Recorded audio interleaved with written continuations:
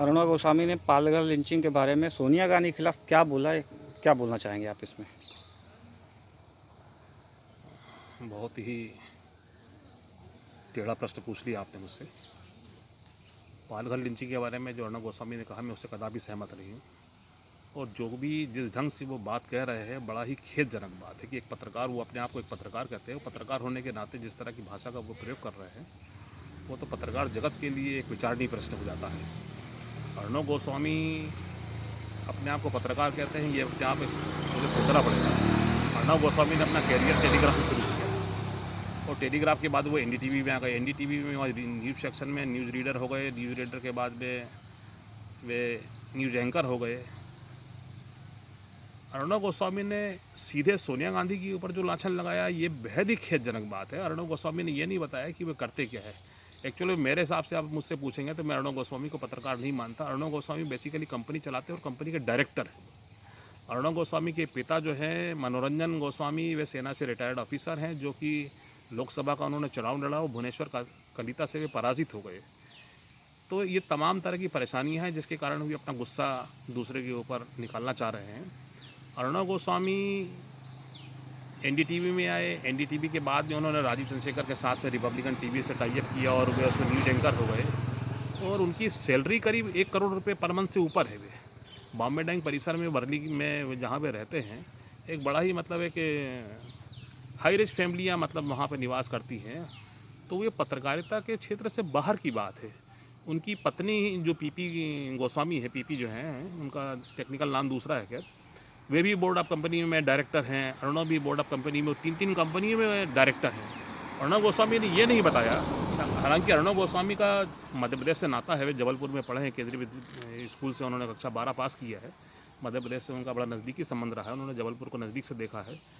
उनके पिताजी फौज में थे, पर वो एक राजनीति परिवार से भी आते हैं। उनके चाचा Dinesh Goswami minister of law रहे हैं और उनके दादा मतलब ग्रैंडफादर मतलब रजनीकांत गोस्वामी, वे जज रहे हैं, वकील हैं, कांग्रेस के नेता थे। और कांग्रेस के व्यक्ति के बारे में इस तरह से अशोभनीय टिप्पणी करना मेरे लिए तो बड़ी दुखद बात है। ये मतलब कि इस तरह की टिप्पणी, जिस शब्दों का वो प्रयोग कर रहे हैं, उनके ऊपर अटैक होता है। वे एक्चुअल में मुझसे अगर आप सही बात में पूछें तो अर्णव गोस्वामी बेसिकली लाइजनर है, दिल्ली के लाइजनर, जिसमें कि आप ये कह सकते हैं कि एनडीटीवी के जो प्रणव राय हैं, राधिका राय हैं, राजदीप हैं, सारिका घोष हैं, बरखा दत्ता हैं, ये बेसिकली अखबार का, पत्रकारिता का सहारा लेकर लाइजनर है। एक्चुअल में ये पत्रकार नहीं है। ये पत्रकारों के लिए अपनी कंपनी में काम करते हैं और वहाँ इनको पाल कर रखा जाता है कि उनसे काम कराने के लिए एक तरह देखा जाए तो उनके नौकर हैं। पत्रकार तो बेसिकली एक बहुत ही अलग चीज़ है। जिस भाषा का वो ये करते हैं, अगर वो पत्रकार मानते अपने आप को, तो उन्होंने एडिटर गिल्ड से क्यों इस्तीफ़ा दिया? उन्होंने एडिटर गिल्ड को अपना इस्तीफ़ा भेजा। राजदीप से उनकी क्या बात होती है ये मैं ज़्यादा नहीं बता सकता, पर राजदीप के साथ में जो उन्होंने कहा कि गुजरात दंगों में उनके साथ में विज़िट किया, उन्होंने खुद मना किया है। गुजरात दंगे हमने स्वयं विज़िट किया है, मैंने देखा है, मतलब देशभक्ति कांड को मैंने बहुत नज़दीक से देखा है। जेम लिंगदो साहब थे, उसमें भागेश झा कमिश्नर थे, कलेक्टर थे, उसमें बड़ौदा के कलेक्टर थे। और जैसी टिप्पणी की थी जेम लिंगदो ने भागेश झा को, वो अपने आप में बड़ी खेदजनक। मैं आज भी मतलब इतने सालों के बाद उस जेम लिंगदो की टिप्पणी को नहीं भूल पाया कि उन्होंने कलेक्टर को कितनी बुरी तरह से डांट कर कहा था।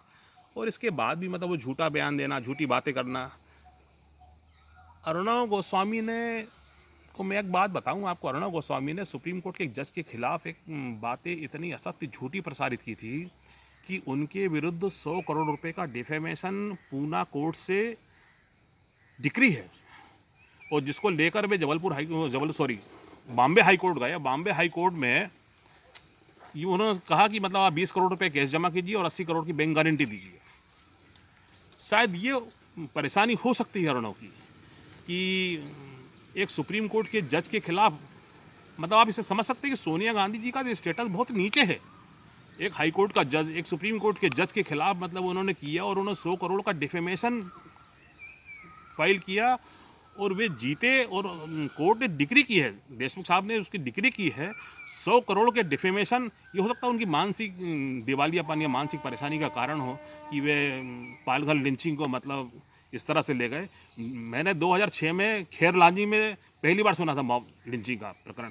इसके बाद झारखंड में देखा, दुनिया भर के कई प्रकरण हुए, अब तो मोबाइल लिंचिंग हो गई है। पर अरुणा गोस्वामी का जिस भाषा का प्रयोग कर रहे हैं वो तो मेरे समझ से परे बात है कि जिसके खिलाफ एक कोर्ट की डिक्री है 100 करोड़ रुपए की। हाई कोर्ट बॉम्बे ने उनको 20 करोड़ रुपए कैश जमा करने के लिए कहा। जब टाइम्स नाउ में वो थे, टाइम्स नाउ में उन्होंने बिल्कुल एकदम इतनी गलत खबर प्रकाशित की है कि आप इसे समझ सकते हैं जिसके खिलाफ मतलब कि 100 करोड़ की डिक्री है। और वो व्यक्ति सोनिया गांधी के बारे में ऐसे शब्दों का प्रयोग करता है। वे ऐसे शब्दों का प्रयोग राजीव चंद्रशेखर के बारे में नहीं करते। आप पूछिए उनसे कि राजीव चंद्रशेखर का क्या नाता है।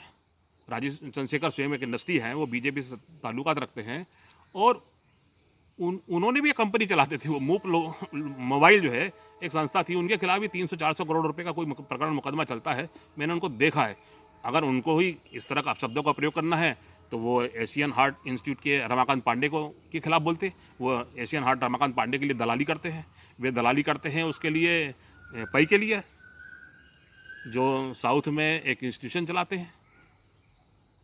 मतलब जो पैसे के लिए दलाली करते हैं, जो पैसा लेन देन करते हैं, 2 नंबर का काम करते हैं, किसी छवि को मतलब जो है करते हैं। उन्होंने जो डिफेमेशन किया है 100 करोड़ रुपए के लिए, उनको ये पूछना चाहिए भाई। वो 3 कंपनी के बोर्ड ऑफ डायरेक्टर हैं, उनको कहना चाहिए डायरेक्टर अरुणा जो भी है, अरुणा गोस्वामी, उनको कहना चाहिए कि मैं डायरेक्टर अरुणा गोस्वामी बोल रहा हूँ। उनको ये कदापि मतलब कि ये न्यूज़ एंकर का सहारा लेना वो बंद करें, अपने आप को एडिटर कहना बंद करें, अपने आप को जर्नलिस्ट कहना बंद करें, क्योंकि वो 3 कंपनियाँ चलाते हैं। और उन कंपनियों ने, आपको जानकर आश्चर्य होगा और दुख भी होगा कि उन्होंने भी यस बैंक से 30 करोड़ रुपए, 41 करोड़ रुपए और दूसरे बैंकों से कई करोड़ रुपए उन्होंने लोन ले रखा है। और ऐसा व्यक्ति जिन्होंने मतलब कि लोन पे चल रहा हो, जिसकी हैसियत 30-30 करोड़, और कैसे मिल जाता है मैं बता नहीं सकता भाई। 30 करोड़ रुपए उनको येस बैंक से कैसे मिल गया, 41 करोड़ रुपए उनको येस बैंक से कैसे मिल गए, दूसरे बैंकों से भी कई करोड़ रुपए कैसे मिल गए हैं।